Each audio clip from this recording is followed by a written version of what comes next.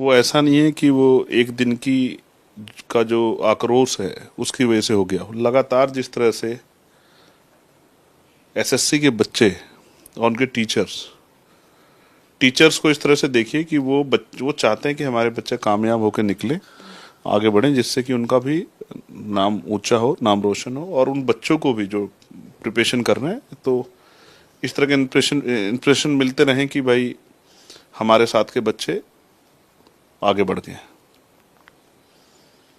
तो मजबूर होके कल वो लोग दिल्ली आए और उनके साथ किस तरह का सलूक हुआ ये भी पूरे देश ने देखा।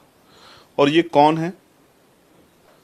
ये वो बच्चे हैं जो कल देश का भविष्य है। उनके साथ जिस तरह का लाठीचार्ज किया गया, दुर्व्यवहार किया गया।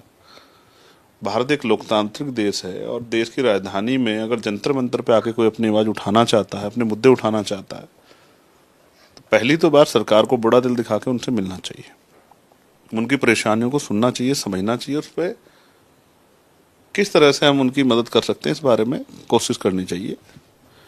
कल जिस तरह का व्यवहार हुआ, दुर्व्यवहार महिला टीचरों के साथ हुआ, महिला अभ्यर्थियों के साथ हुआ, वो सब कौन है? हमारी तो बहन भाई है ना, हमारे देश के लोग हैं, हमारे देश का युवा है।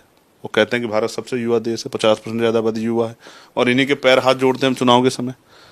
लेकिन कल जिस तरह का सलूक उनके साथ हुआ वो निंदनीय है और मेरे हृदय से मुझे पीड़ा है इस बात की। मैं गया था, कुछ थानों से हमने बच्चों को छुड़ाया भी जहाँ पे पुलिस ने डिटेन किया था। तो जो बच्चों की मांगे, हम लोग उनके साथ खड़े हैं और मैं उनको विश्वास दिलाता हूँ कि इतनी शक्ति हम में आज़ाद समाज में, सड़क पे, पार्लियामेंट में हम उनकी आवाज़ को उठाएंगे, उनकी लड़ाई को लड़ेंगे।